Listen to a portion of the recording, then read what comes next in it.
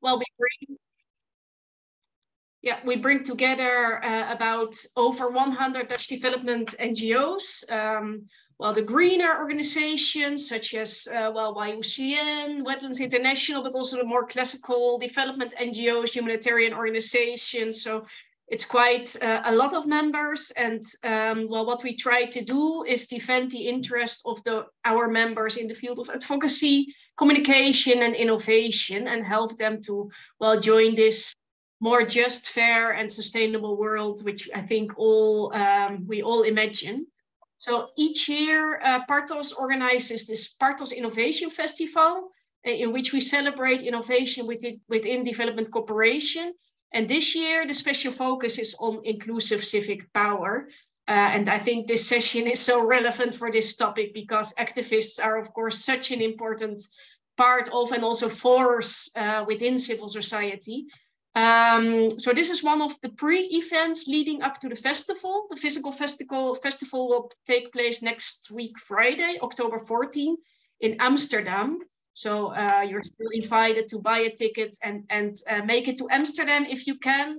And for those that cannot come or are further away, well, we organize these pre-events. This is the third. Tomorrow we have more. And we do that with such an inspiring community of collaborators, such as well, Civicus and Yesenia Soto from Civicus, who put so much effort in organizing this. So, well, check out the Partos agenda on our website. If you want to join more online pre-events tomorrow, check out the Partos Innovation Festival page. And yeah, maybe before I give the floor to Yesenia and we start, I should ask if all agree with this session being recorded. It's already being recorded, but we can take people out. I see people nodding. So yes, just send me a message to me or Roxanne from Partos as well, if you don't want to appear in the recording. And that's all for now. So I'm really excited to give the floor then to Yesenia. So thanks again. And well, let's just start. Thank you so much for the introduction and for the invitation, for giving us the space as part of the Partos Festival for this webinar. Oh, we have more people joining. That's great. My name is Yesenia Soto. I work with Civicus, which is a global alliance of civil society organizations, and I work in the civil society resourcing team. And yes, we organize this session that is completely relevant to the work that we have been doing in the last couple of years. I'm going to show my screen. Just 1 second. Okay. Can everyone see my screen? Yes. Yes. Awesome. Thank you. So yes, we have an amazing panel today to discuss a topic that is super important to Civicus, given that last year we. Well, before I go to that, I wanna tell everyone that we have, because that's really important. That we have. Let's see. Are you seeing the presentation mode, or are you seeing the? Yes. Okay. So what is it not going? Okay. There you go. Before we go to the topic, I want to tell everyone that we have interpretation available into Spanish and French. So if anyone is joining and is not an English speaker, please go to the toolbox, the tool section in the bottom of your screen, and choose your preferred language right now before we go we start with the full event. So I was telling you that for Civicus, this is a very, very important topic, because last year we launched a campaign that was co-created with grassroots activists, with an amazing group of grassroots activists from 5 different countries around the world, who consulted with a big group of other activists and communities in their countries. So this is a campaign that really is putting at the forefront the voices and visions and desires and demands of grassroots activists. And this campaign is about how to improve the resourcing realities and situations for grassroots activists, which we know are one of the less supported groups in civil society, even though they're doing an amazing work leading change. And one of the things, that activists told us once and again during this co-creation process was that they face many challenges to access these resources, solidarity, and support from donors at a local level, but also at an international level. And that one of these challenges was the limited connection and equal relationships and partnerships with donors and organizations. And we know, there's a lot to say about that. But related to the topic today is that they say that these relationships and these connections are also challenged by the many negative and even toxic narratives that there are around activism, grassroots activities, the way their activities are portrayed, labeled, and often also stigmatized for the work that they do. And they told us that it's really important to speak about these and to see ways and how we can collectively counter these types of narratives. So just to, the speakers are going to go in detail, about this topic. So I'm not going to say too much, but I wanted to share just 4 of the things that were coming to these, conversations last year.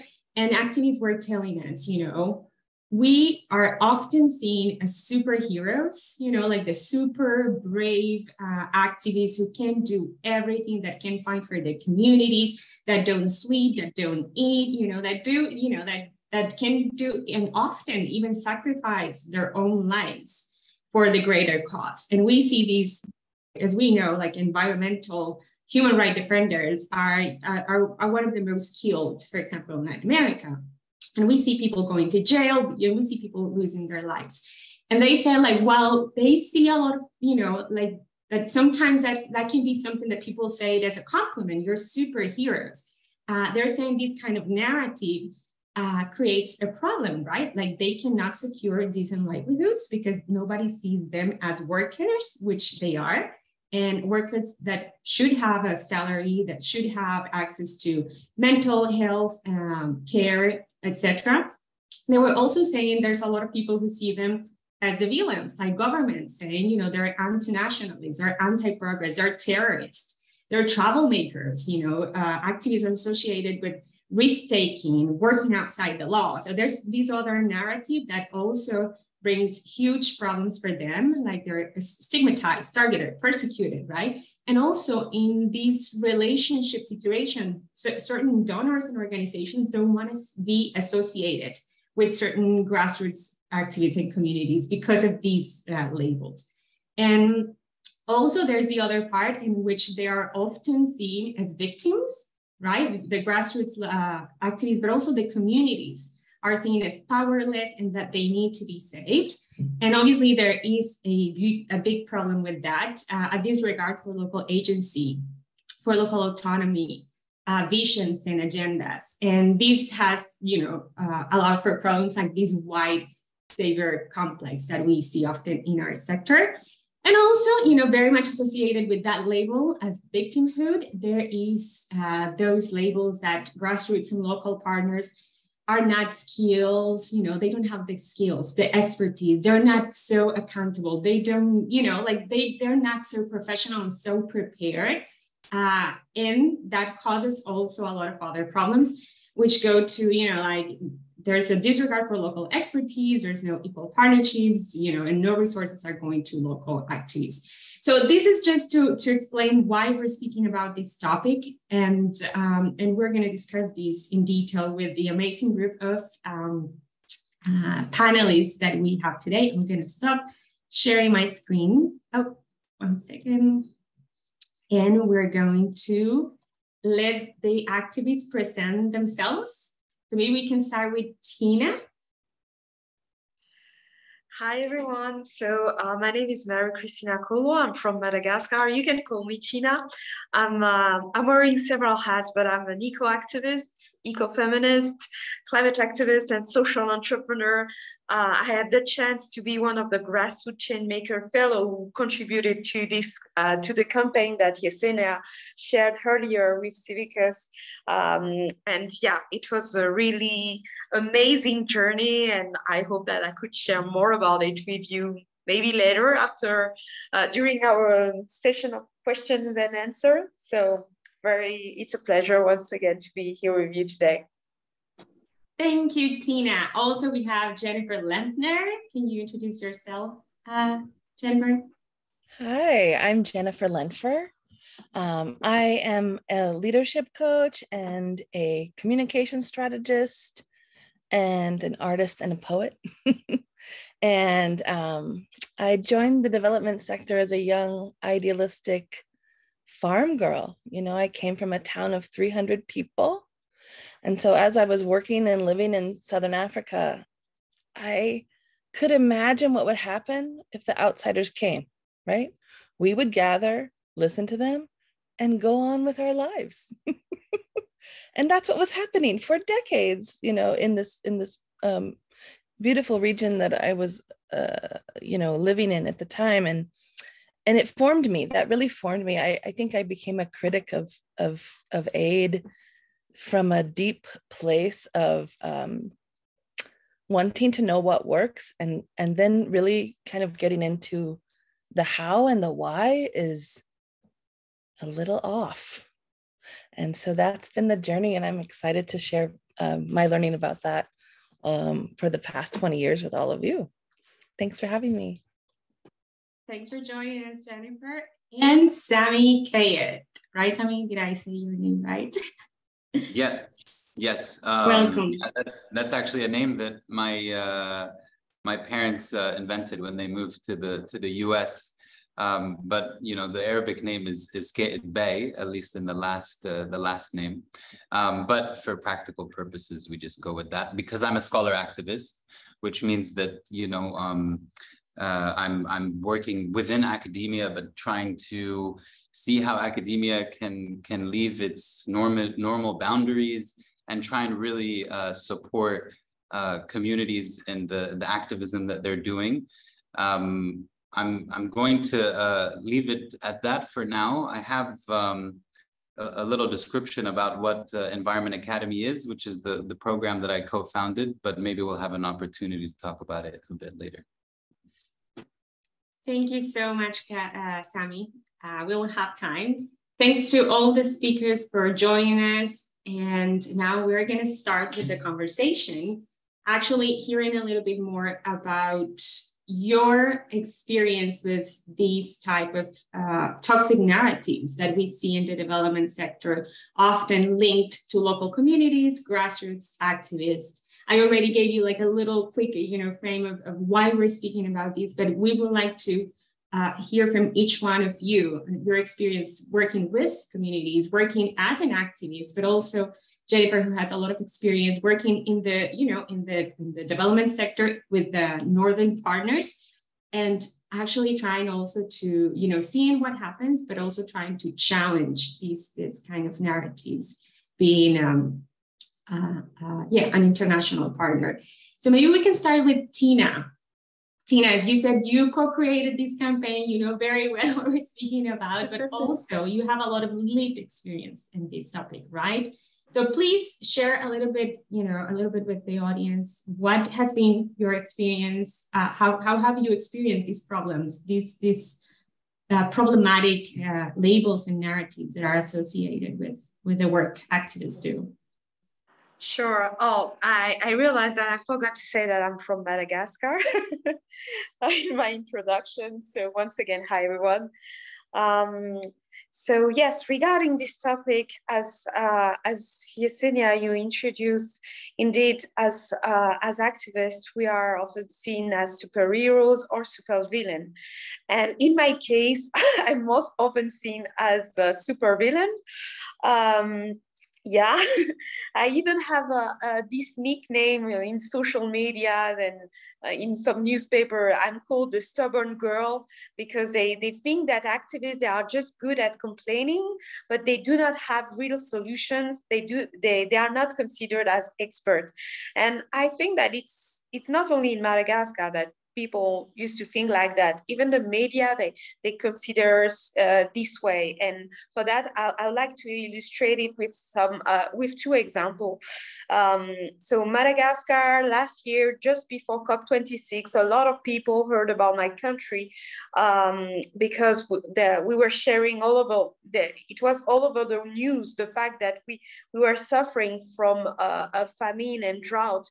More than 1.5 million people were suffering from the drought and from malnutrition. And as a climate change activist, I've been working on this specific issue for many years, and yes, at that time I felt relieved that for once the voices of the community were heard.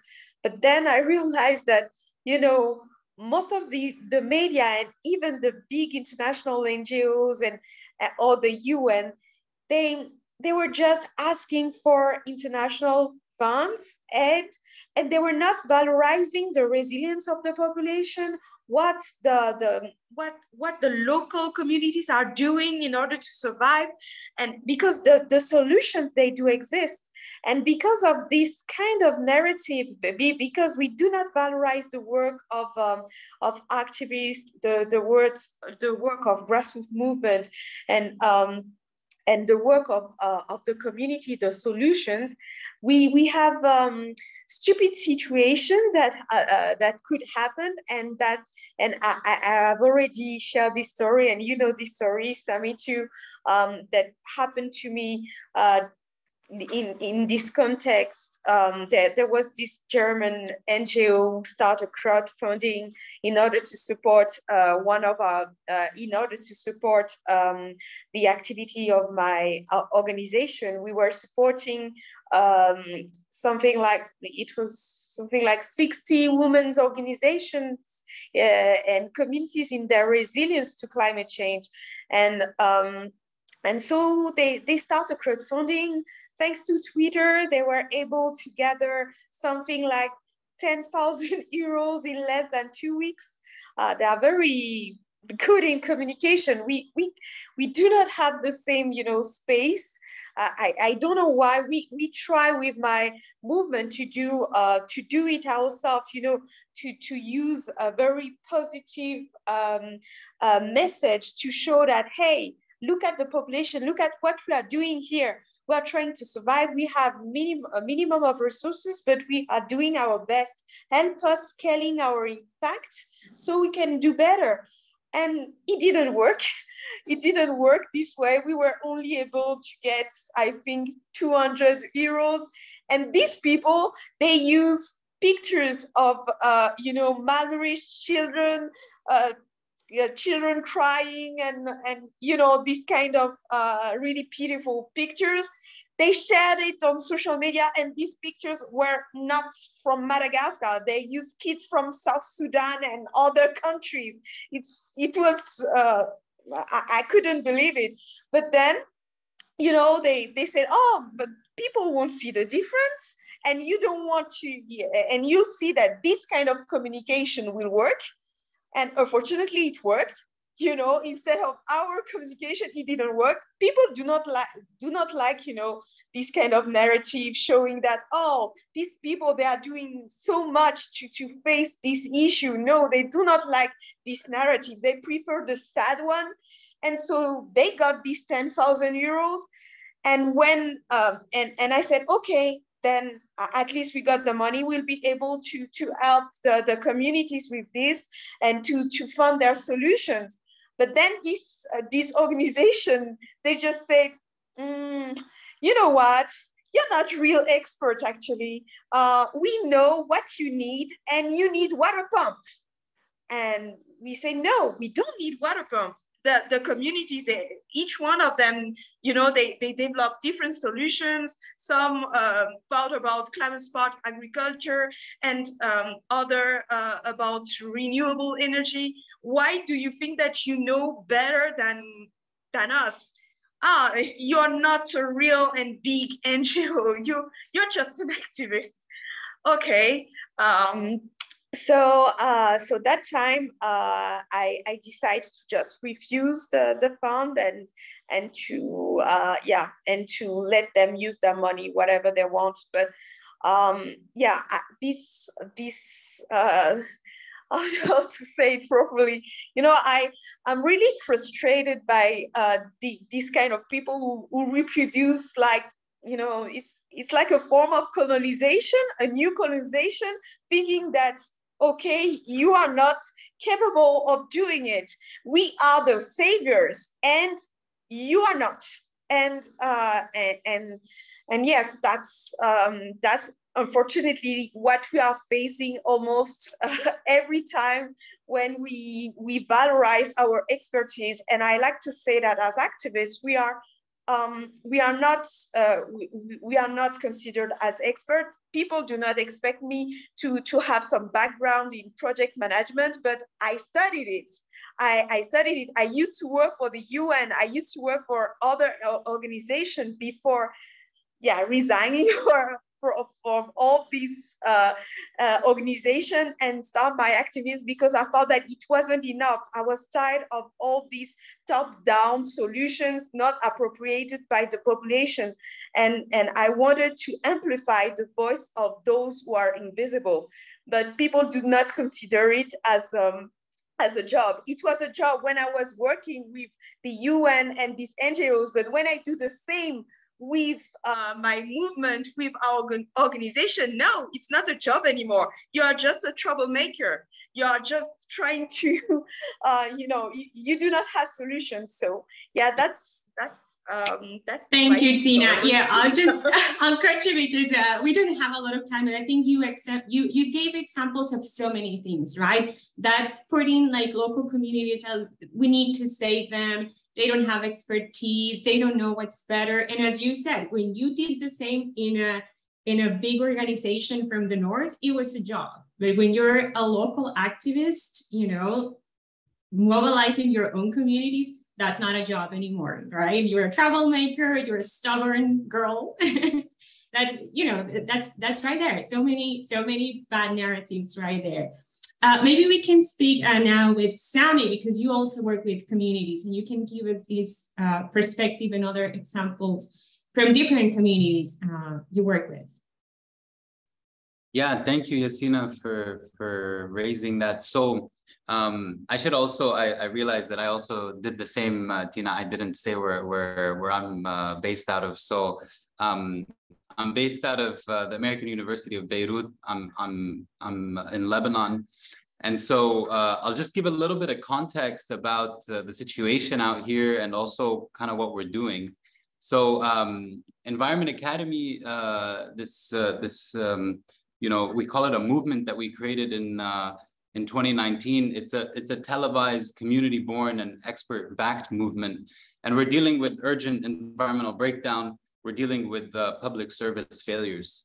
We're actively working with 100 community members across 15 communities of place, and with 30 environmental experts. We've had over 700 virtual collaboration workshops to date. And we're really working on numerous breakdowns, like polluted water, no water.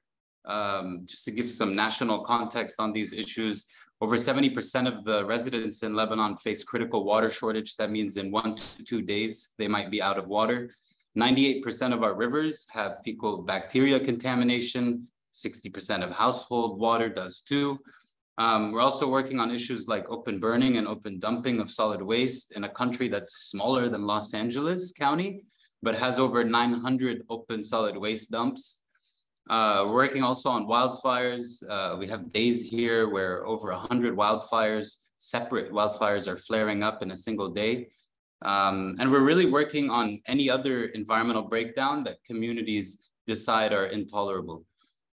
So we do all of our work in support of ongoing local activism. We don't have target areas like is normally the model for development aid. We have these Environment Academy cycles that don't really have an end date, they have a start date, where we invite community members to organize around a local environmental issue, form a team, and then approach us for support. So we're giving technical support, but we take local empowerment, levers for accountability and justice very seriously. Members of the diaspora that are environmental experts are matched to community teams for over a year of collaboration. And we also use media as a change-making tool with a primary media partner. I'll talk more later on about what that is doing for us.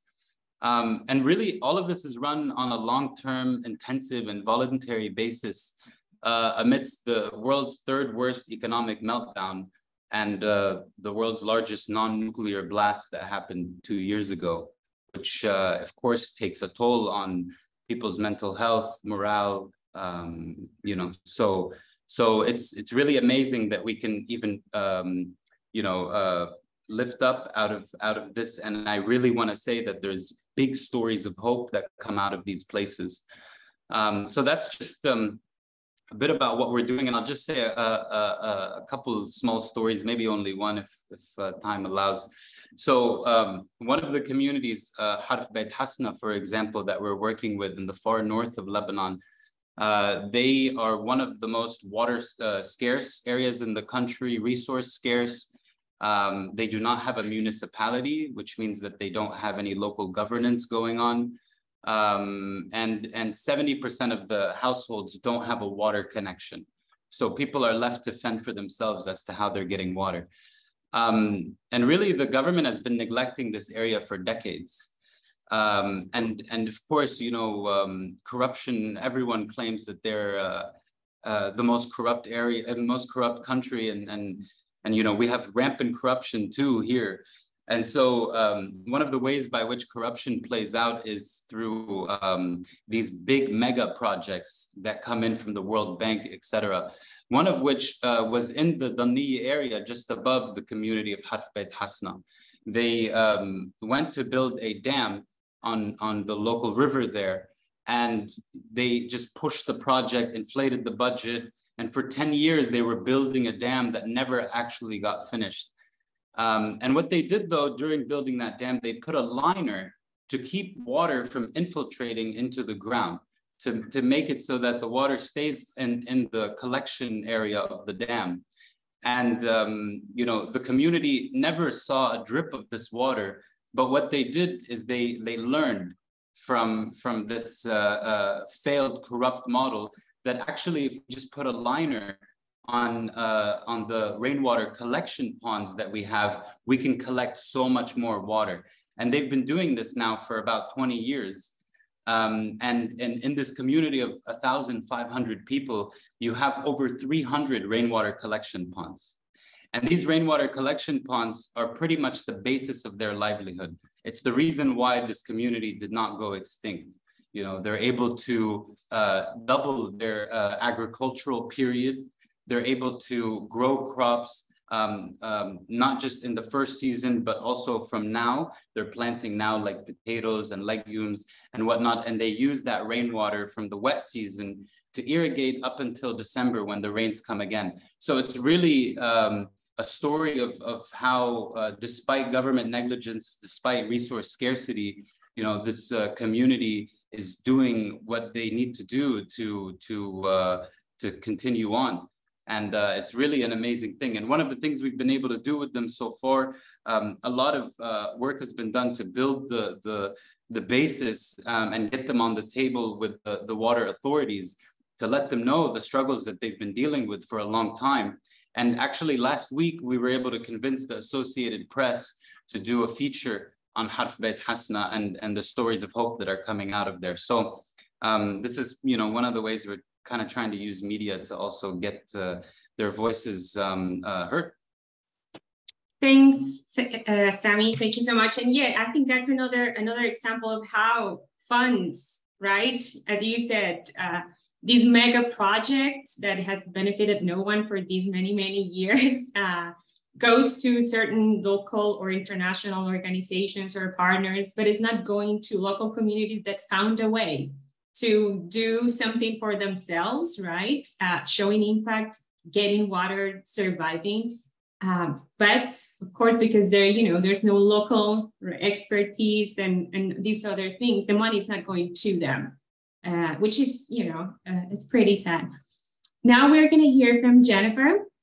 And I think it's great to have Jennifer who has been working with international organizations too, who has been in that other side, right, Jennifer, but also challenging these narratives and these behaviors that are not so great. So it will be great to hear your experience, having this different perspective too, Jennifer. Thank you. And thanks so much to Tina and Sammy for just demonstrating like what it means when we can honor those who are part of the social fabric of a place. Like this is it's place-based work that is so important, and we have to understand our role as outsiders with much more precision and clarity about what we can and cannot do, how we can be helpful and destructive. I think it's so brave to say no to money, right? That's still a rare thing, but I celebrate every time I hear it because it means there's pushback happening. It means saying to funders, I won't take money that's not useful. I won't spend more time on your procedures and your reporting and your what than on the work, which is right here in our community. And I just really applaud that because I think that the requirements of funding are two things. You have to perform professionalism, you have to perform expertise, you have to be a good organization to keep getting the money, and you have to comply. There's actually a compliance feature to the way that funding is given. And you have to comply with the West. You have to comply with the idea that there's a superiority still at play. And the examples that I think of from my years of working with people in international NGOs are just painful. It's so painful to hear people malign and disregard the immense capacity that activists are bringing. The contextual knowledge, the language, all these things that outsiders will never be able to do. We need a lot more humility about that. I think we need to understand that we create these professional thresholds. That's the thing I hear the most as an insider in these spaces, because what we're really doing is we're controlling. There's an aspect of control. That's the neocolonialism that Tina even mentioned. That control mechanism is still existing, and we have so much risk-averse funding mechanism. Why? But I'm asking all of you listening, why are we still funding this way? When the problems are so urgent and the problems are so diffuse, and we're still, looking at resource flowing go to only a few. We need to be more democratic, more, decentralized in how we think about money. And it will mean giving up some control. I was talking to a woman at one point. I remember she was from the US, where I'm based, and she was working on getting pain medication in global health, like just finding how hard it was. And anyway, but I said something about that I was working on community care. I came up during the orphans and vulnerable children crisis that was associated with HIV AIDS. And she said to me once, I will never forget it. Well, it doesn't matter because Ethiopians don't care about their children anyway. This is the brutality of the racist underpinnings that are underneath this that have to be named. Do-gooders can do harm. Let's not pretend otherwise. And I think that there's something we've got to jiggle here, which is to decenter ourselves as the force of change. The helpers have been the force for too long. We have helped create these narratives where people use photos of other children from other countries to raise money. Like that, we have to take responsibility that was also part of what the NGO sector made its money on. We also have a responsibility to change these narratives and to have the public start to expect the things that Sammy and Tina are talking about and get excited about funding. That's those sorts of things. That's what I get excited about too. And how to create movements in the global north, in the rich countries, better to say, in rich pockets of countries who are willing to kind of be a part of something so positive and so exciting. That's what I'm curious about these days. Thanks, Jennifer. That was great. Oh, I think there's a lot of us in this audience who work in the, do good inside, right? Doing good side. And we have to challenge ourselves and say, maybe we're not doing good with, a lot of the practices that we have in our organizations. But also, it's sometimes within the same communities. For example, one of the activists, from Mexico that was in the campaign, she was saying, like, in my own community, people think I am a hero, and she was saying, but I'm not.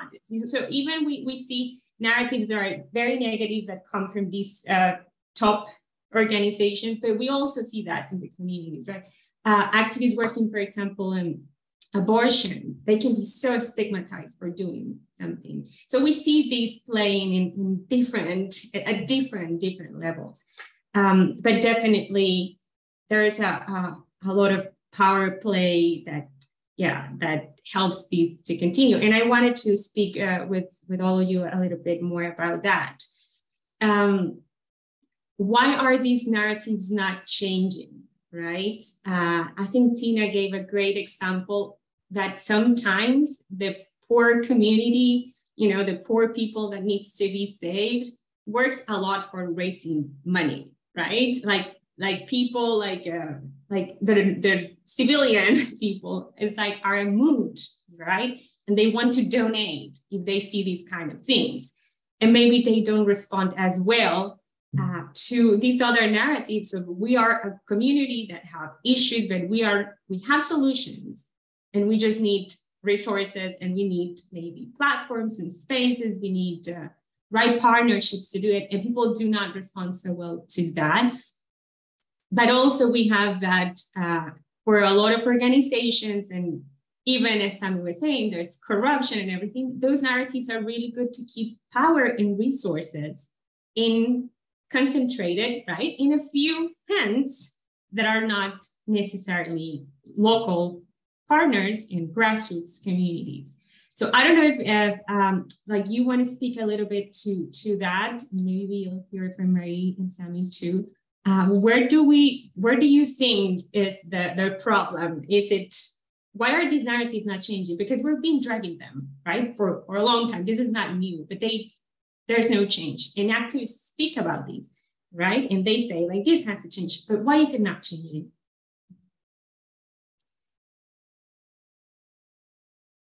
Jennifer, I don't know if you want to go. Tina, yeah. Sure, I'm happy to start. I just want to affirm they're not changing. When I started in the sector, a few years later, there was a report from Save the Children UK called Bottlenecks and Drip Feeds. And I just thought, yeah, what's still where we are. I remember I was preparing for this, looking up that, and I think we're at the moment where we have to get practical, right? So the intellectual professionals of our sector who work around the world like to pretend that we can just think our way out of problems and create the best solutions from afar. That's just not true. We have to be humbled by that, and to get really smart about and watch where the money's flowing. That feels like really important, because the money will tell us whether these narratives are continuing or not. It's really coming down to challenging the established ways of moving money. And I just don't think we can rely on these labor-intensive big projects anymore. I think it's time to really think about dispersed funding mechanisms, dispersed and democratic funding mechanisms. So that's what I'll say about why these continue and whether they are continuing now. Can we get practical about changing them? Yeah, thank you. I don't know, Sammy or Marie, do you want to comment in your context, in your countries? Why do you think this is not changing?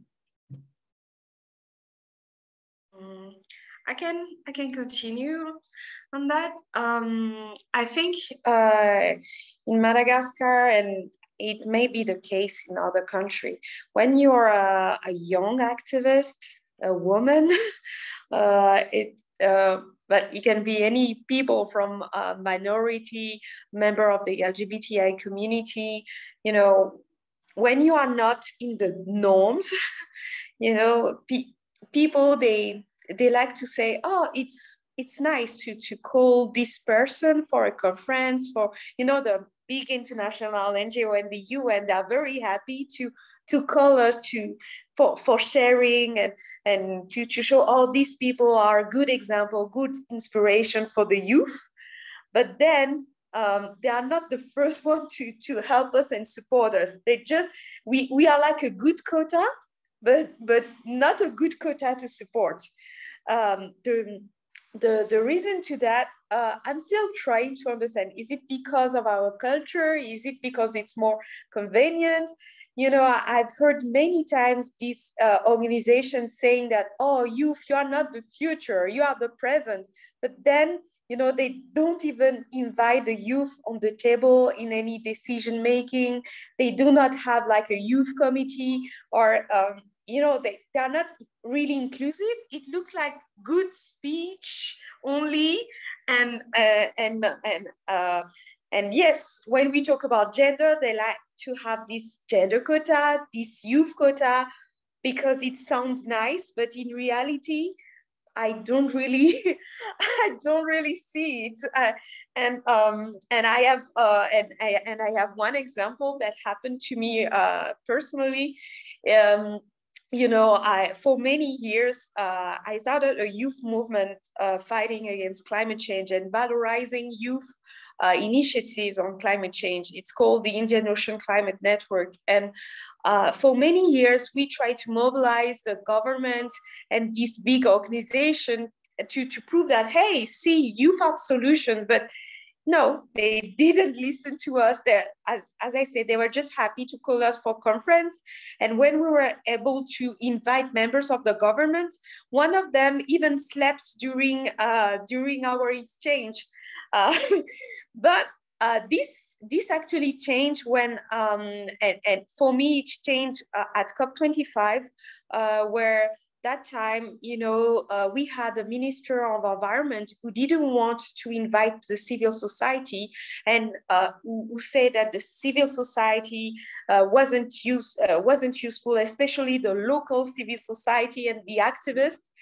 And fortunately, I had the chance to be invited as an observer to COP25. It was in Madrid, and I criticized a lot this attitude from the government, from the ministry, but they didn't really appreciate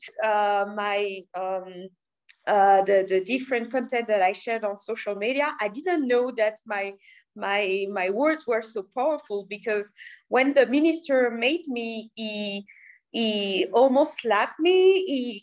He was physically very brutal in public, and he insulted me. He treated me like, you know, I was a kid, saying that, oh, he said things like, young people today, activists today, you don't know how to behave properly. This is not our culture. In our culture, a young woman like you're supposed to be quiet. So yes, he threatened me. And, you know, in my culture, in this time, you have to respect elders. You can't respond to them. I did my best to control myself. I was about to cry, but I got a lot of support from other feminists that time. And few hours later, I decided that I should do something back. So I wrote an open letter to the President of the Republic of Madagascar and to my government just to complain about this kind of attitude from, you know, the government, but not only from the government, from these big institutions that are, you know, very happy to say that, oh, you are good, actually, you play such a big role, but then in reality, they don't accept us. They don't value our work and our expertise. And I didn't expect this letter to be so powerful because it was shared all over the media. And a few weeks later, this minister, he had to resign, and he had to say sorry to me, but he didn't say it.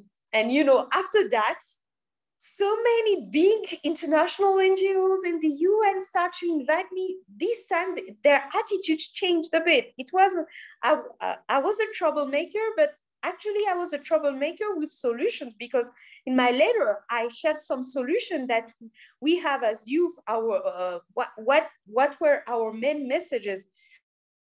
That's how I got some kind of legitimacy, and yeah, I'd say that, you know, once you are able, you know, to to fight back and to make people realize that, oh, this is not only speech. In reality, it can have real impact. In the reality, when the youth are really able to speak and to raise their voice, it can bring also a positive change. Because after this, thanks to all this accident in the Ministry of Environment, they create a specific office dedicated to international cooperation with youth and climate change. And yes, they did things like that, and it was all thanks to this. So yeah, we also have positive side, and it's possible. How to fight hard. Yeah. Someone in the chat box added a couple of words, performative wokeness. And I think that that's something that we are definitely seeing a lot, because as Tina, you said, you know, sometimes they want to have you for the conference. They include you, their voices, right? Their voices. So it looks, right, like for the postcard, you see the local partner, you see, you know, but in reality, you're still not the expert. You're still disrespectful if you raise your voice. It's like people want to give you, they feel like they can give you the space when they want, but when they don't want, right?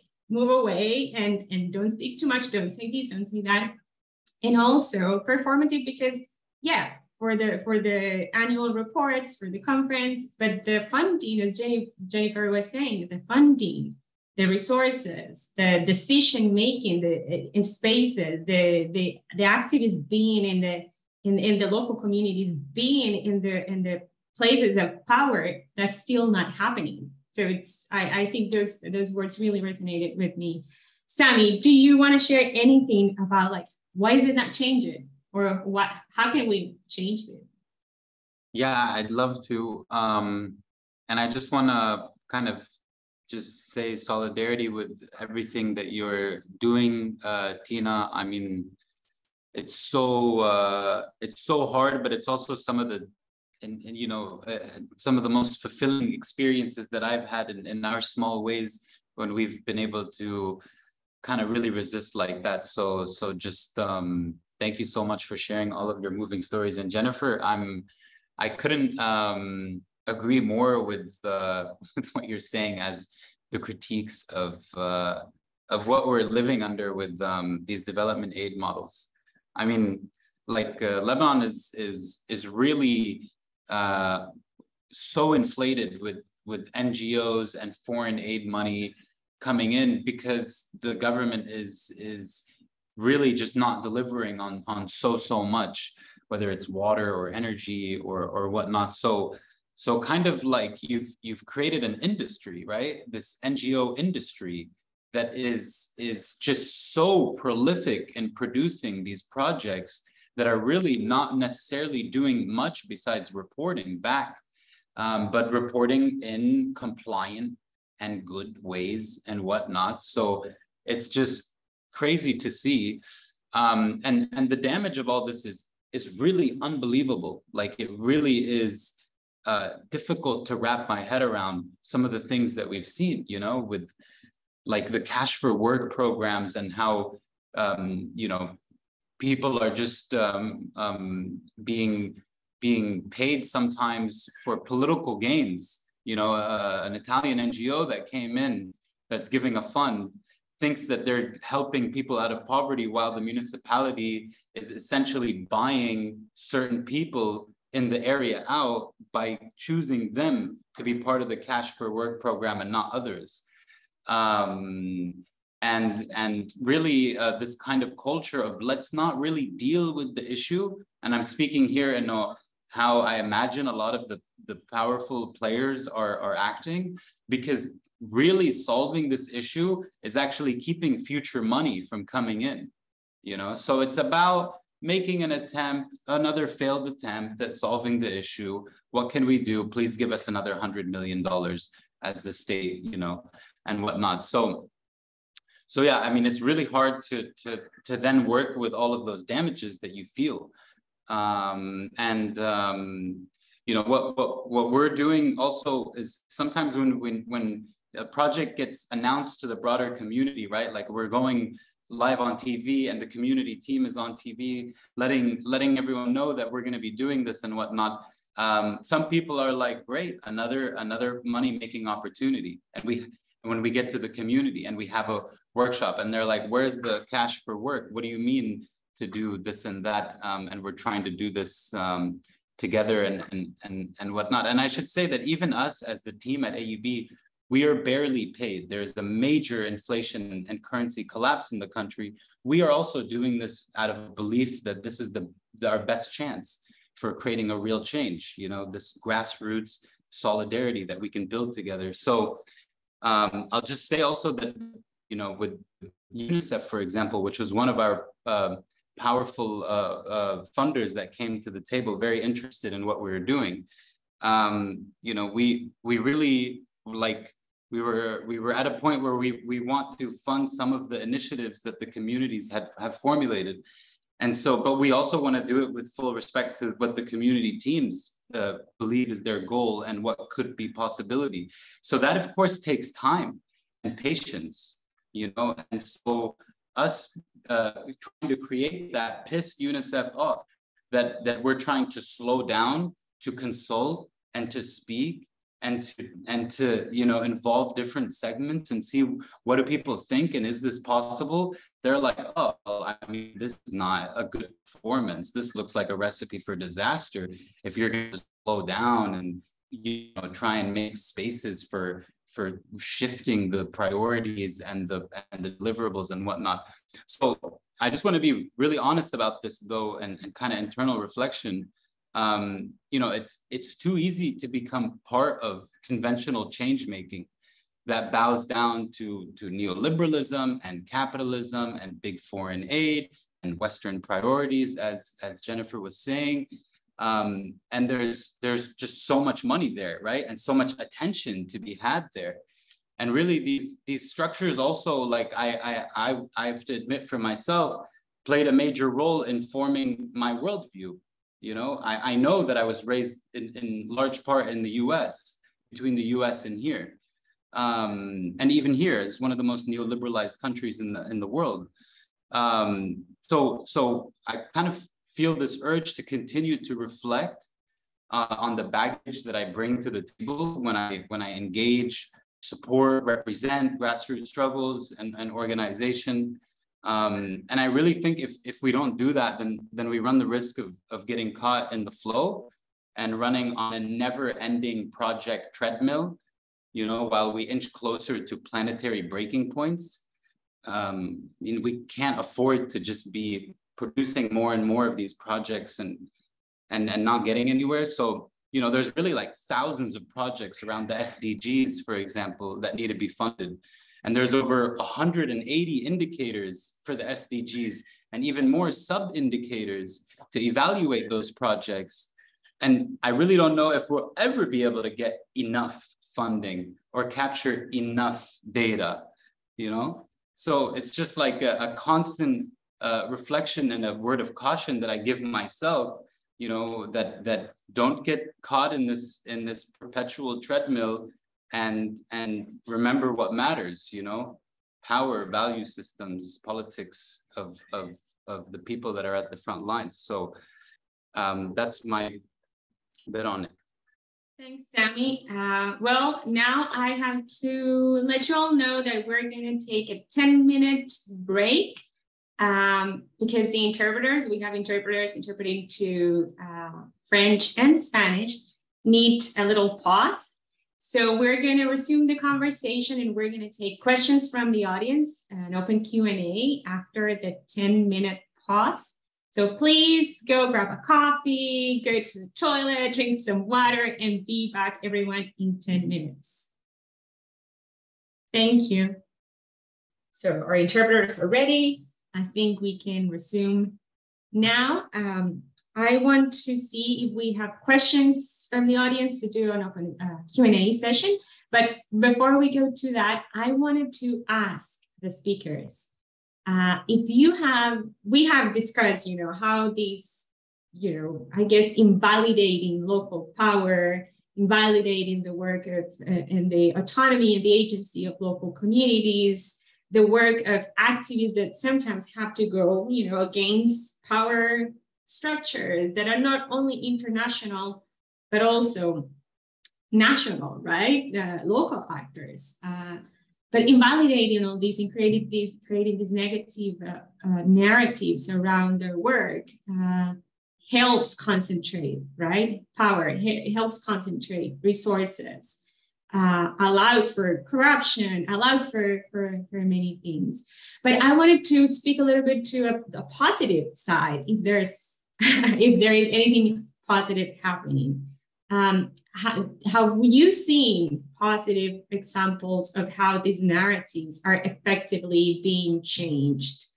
And it can be from the communities themselves saying, you know, like, we are going to change this narrative around us, activists, you know, fighting them and successfully, like Tina showed that example of saying, no, this is not right. And, you know, but also maybe even partners who come, you know, this maybe even international actors that have supported local communities, local groups and activities, and are changing themselves the way they use, you know, these narratives. So if you have a positive example, a positive story, I think it will be great, because I think a lot of us working in our organizations, we might see like, oh, you know, I do that.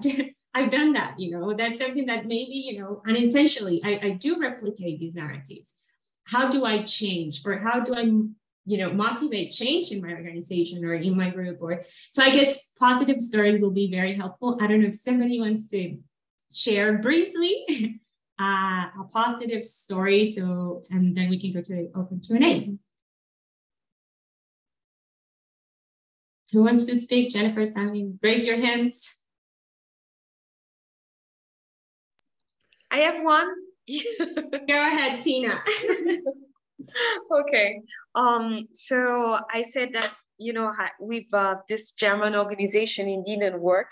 So we had to find a solution for you know, this solution from the communities.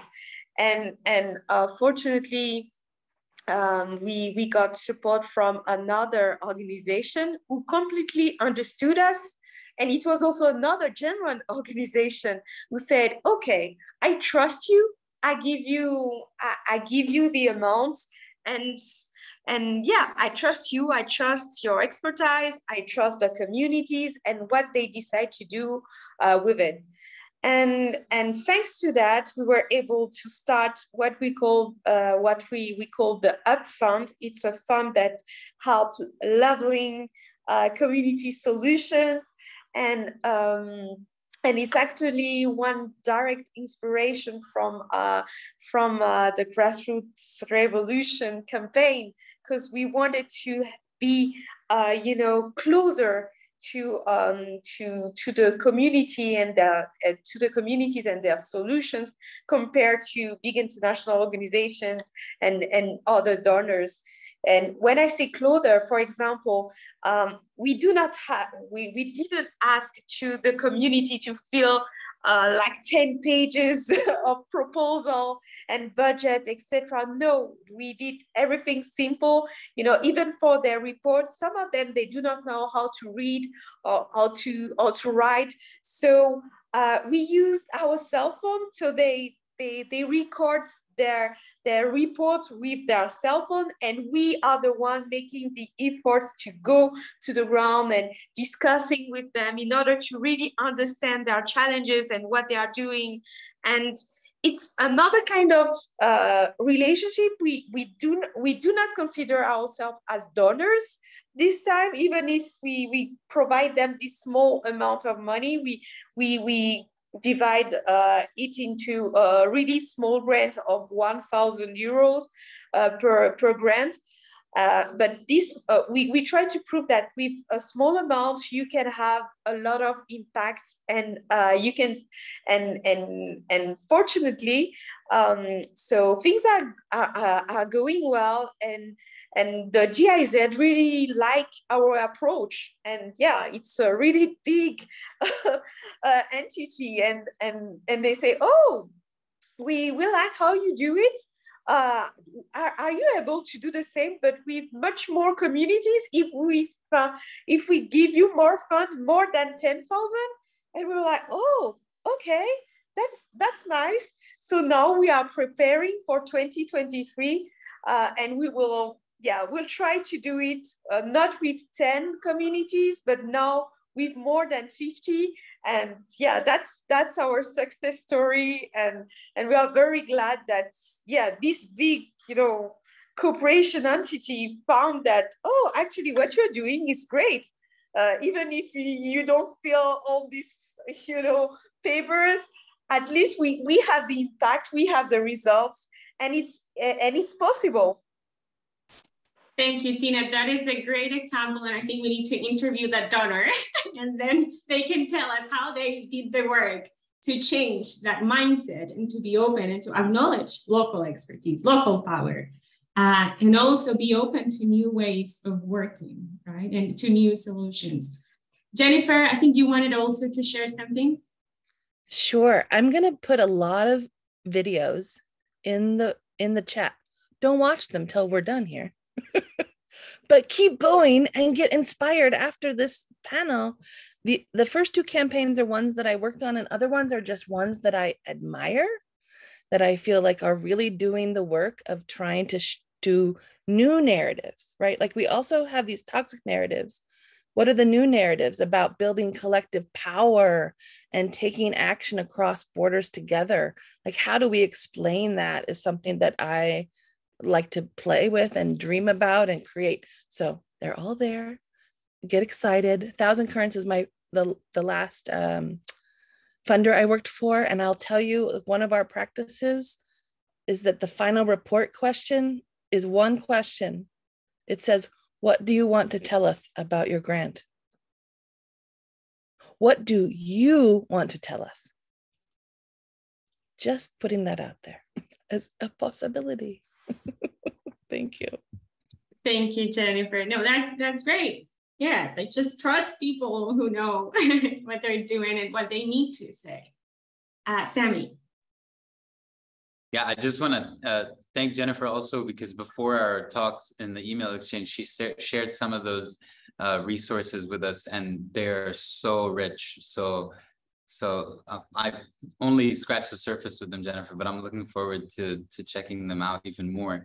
But yeah, I want to give a story, but maybe before I do, just to kind of say a little comment beforehand. I mean, I think that we counter these narratives by simply continuing to do more of what everyone on this panel and the organizers of this panel, Civicists and Martyrs, are doing.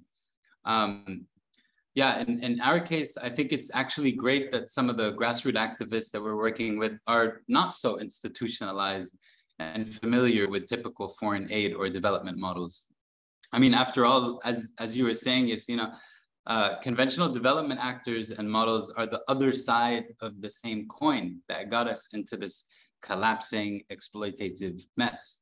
So, you know, just kind of repeating what Jennifer was saying, we need new places and perspectives to imagine from. I believe, you know, real transformational change that honestly includes justice will come from local communities and deep collaborations at the grassroots. So it's really the most genuine and humanized place that we can work from, you know. So I think it's also important that we continue making the case for why power holders and Western states need the perspectives and narratives of people on the front lines more than the front lines need their aid money, you know. And I think that that's something that we're all doing here right now. So I'll say also the story of Balishme.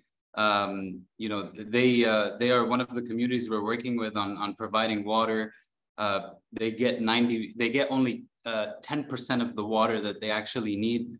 So it's, you know, a big water shortage going on there. And what they've been working to do is bring forward like a solar pumping system, so for them to be able to get water from their well, because there's no energy, no money to finance the pumping of that well. So they started, you know, and they had the brilliance, and this goes back to that point that we were saying, that we as traditional disciplinary experts are sometimes, our knowledge is irrelevant for real change making.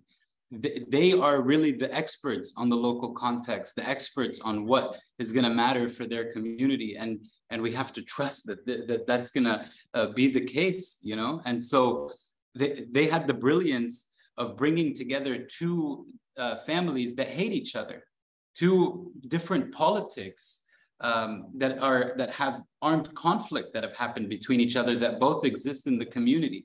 And Marwa, she had the brilliance of going ahead and you know, inviting people from the other family in the community that might be open to doing a collaboration for the sake of everyone, right? To get water for the houses.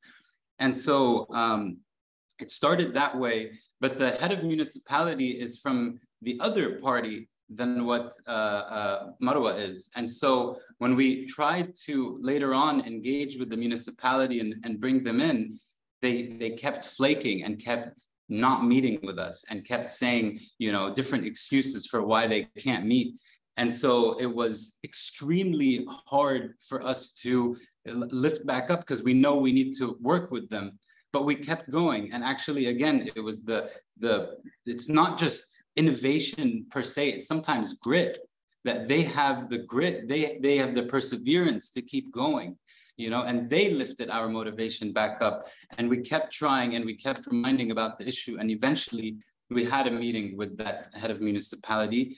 And we went from him pretty much saying, I could care less if that part of the village drinks sewage water, to starting to work with us and to getting together a massive portfolio of documents from the municipality in order for us to be approved for a funding that we're applying with one of the local embassies here. You know, so it's a story of how putting our faith in what these grassroots activists are doing actually comes around and brings about what the common goal is. You know, if it's really about empowerment and if it's really about justice and transformation. So just you know, a little story on that. Thanks, Sammy, and thank you all for the positive stories, because I think we need them for inspiration. We don't have too much time left, but if we have 2 questions maybe from the audience, you can drop them in the chat, or you can just raise your hand and speak. If anyone wants to ask a question to our speakers. There is a comment from Alex. No, it's not a question. Anyone has any questions? I don't see. What we're going to give Oh, it is a question. Oh, I'm sorry, Alex. I'm sorry. I'm sorry. So Alex, can you maybe unmute yourself? Absolutely. Yeah. Thank you so much. I didn't use a question mark, so you wouldn't have known it was a question. I got carried away. But it's basically just this debate that happens probably daily in my head, and I'm sure others can relate to. Can we actually reform all of the things that you've all been talking about today? Or do we have to burn it all down and build something completely new from scratch? And it's obviously not that binary. Nothing is that binary, but do you lean more towards one and the other? Do you change your mind every day like me? I would just love to benefit from your wisdom on this. Thank you so much. Thanks, Alex. And I sometimes feel the way you do. Should we just burn everything down? So let's hear, I don't know, who wants to comment on that? I don't know if we lost Tina. So she dropped and no, she is there. I don't know. Jennifer, Sammy, Tina, what do you think? I can say something just quickly on it. Sure. You know, I think it's all burning down anyways. Yeah. You know, I think that it's happening whether we like it or not, that these kinds of structures that have been perpetuating are starting to reach their breaking points. And whether we like it or not, it's going to be happening more and more. And you know, like climate scientists tell us, a lot of this is already baked into the Earth's processes. So I think that for me the thing is that before it becomes all-consuming, before we reach a point where this is happening in more places than it is not, we should look to places that are kind of more advanced in the collapse that they're facing, communities that are more at the front lines, and kind of feel empathy and imagine with them, feel empathy with what they're dealing with, but imagine with them what alternatives could look like. And the power of imagination here and positive stories is so important, because really, if we just look at the evidence, like we just said with the climate scientists, et cetera, it's really pessimistic. But it's through imagination that new narratives get made, and it's through new narratives that you get new structures that can come hold, that are more regenerative and reciprocal and value other species, for example, and value others in general. Thanks, Sammy. We have another question from Sarah saying she'd love to hear our thoughts on how we might counter the narratives about activism that we outlined earlier, and if that is even a desirable pursuit. I don't know who wants to share their thoughts on that. Great questions, both. And Sarah, I want to acknowledge also Sarah Mute. I'm sorry if I'm messing your name, but it is the slow burn. The slow burn doesn't look like a fire. It looks like irrelevance. It looks like empty buildings, right? It looks like narrowing scopes. And I think that we have to understand that activism by its very nature is about pushing against the status quo. So if someone has given you the label of activist, it means you are disrupting what they expect the dominant culture, the power structures to be continuing. And so for me, the question is, how do I relate to that? What are the boundaries I push? And having more people identify as activists within their own institutions, as the activism is actually within the relationships you already have. It's not about creating some big old protest. Also, we love protest, but activism has been marginalized in our narratives in our own countries, because those are the people who are making the problems, right? So that's like wherever you go, activists are facing that.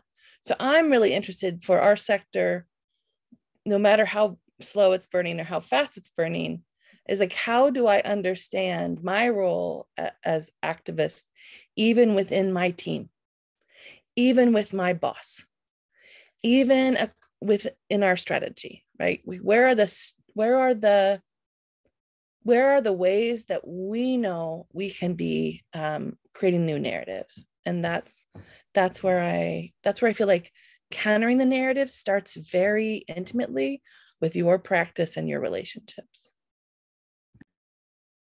Beautifully said, Jennifer. I think that's something also that the activists when we were co-creating the campaign last year, they were saying that people, donors, NGO workers, big organization work, everyone has to identify as an activist, because if you are supporting some cause, if you're doing a development or a humanitarian project, or you are working for a cause, and you should see yourself also as an activist, and not only put these activists that might be on, closer to the community or going on the streets, taking risks, right?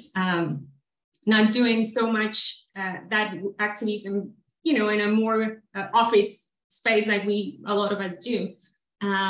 So that would help too, right? We're all activists. If we are working in this sector, we're all working for something. We're all trying to change something, and not only make the people who are doing the more risky work and put them in that bowl, right? And yeah, travel makers, as Tina was saying, when she worked with the big organizations, she was a worker, right? But when she is working by herself, she's a travel maker and a stubborn activist. So we can see how those things, right, are, like quickly you use different words, and yeah, I guess we can all just be more familiar with that. It's an intimate transformation. We're coming closer to the end of this conversation. Let's see, yeah. Well, I'm not going to take any more questions because we have only 2 minutes to close the webinar. I want to thank everybody for your wonderful contributions, for your time. The speakers, I don't know if you want to share a closing statement of 30 seconds. Sami, Tina, and Jennifer, before we go. Just a closing remark. Jennifer, you're saying you're nodding, so you can start. I'm going to invite you all to develop your skills, to build your own capacity, to think really carefully about power, and to think about how you're going to let your partners evaluate you. Great. Sami. Yeah, just a big word of thanks to you, Yasina, for all your lovely moderations. And also to Civicus and to Portos. I hope the upcoming events go swimmingly. And I really hope that Tina, Jennifer, we can continue our conversations and continue to cross borders and build solidarity. So it's really been a pleasure being on the panel with you today. Thank you. No, thank you for coming and for your help. Tina. Big thanks to Civicus, of course, to Yesenia, and for this opportunity to share with you all today, to be able to share my frustrations, but also these positive stories that happened to me. I hope that you remember the positive side. And last but not the least, COP27 is near. And as a climate activist, I like to highlight this big international event, and of course the role of activists during this event, and activists from the global south. Since I know that most of the activists that people know are from the north. I won't share the name of Greta, but we have other activists in climate change around the world. Please consider and listen to our fight and our solutions. And we do it in different ways. We have different contexts, but we try to prove solidarity and we amplify the voice of our communities. So I hope that you also amplify our voices, and you'll share more about what we are facing regarding this issue. Thank you. Thank you, Tina. And that is a great way to close this webinar, with an invitation to all of us who might be in that space to provide visibility, to amplify voices, to change the narratives, but not with the narrative that we want to create about people, right? Not use our local partners as postcards and poster kids, right? The poster child for something. No, if you're gonna give room, right, to amplifying these voices and creating new narratives, you have to speak with these activists, see what they want to say, how they want to say it, and offer a space, offer a platform, offer, because I think that visibility and that power, as Tina said, like when she tried to do fundraising by herself and her organization, they didn't raise a lot of money. Big NGOs often can do. Like we're really good at doing marketing and certain things, maybe not in the best way. So how about we use that power and visibility to, put people in these platforms to say what they need to say, the way they need to say it, and let's try to do less of changing and editing these narratives to our favor. So yeah, I think it's an invitation to, there's many great activists that are doing amazing work in other countries. And I think a lot of us work with these activists in these communities. So let's try to put them in the front of our platforms and in our spaces. And of course, if we have resources to share, also that's part of changing narratives, it's changing the power and the resources. So well, 2 minutes, we're 2 minutes late. Thank you so much to the amazing speakers for their contributions, their time, to Partos for this space within their festival. We also wish you the best next week and with the online event today and tomorrow. And thanks to all the participants for coming and staying with us. Yes, and in this amazing conversation, we will share the recording later in case you need to review these or share with other people who might need to hear about this. Thank you so much and have a wonderful afternoon or morning or evening, wherever you are. Thank you. Thanks as well on behalf of Partos. Bye-bye. See you. Thank you all. Bye-bye.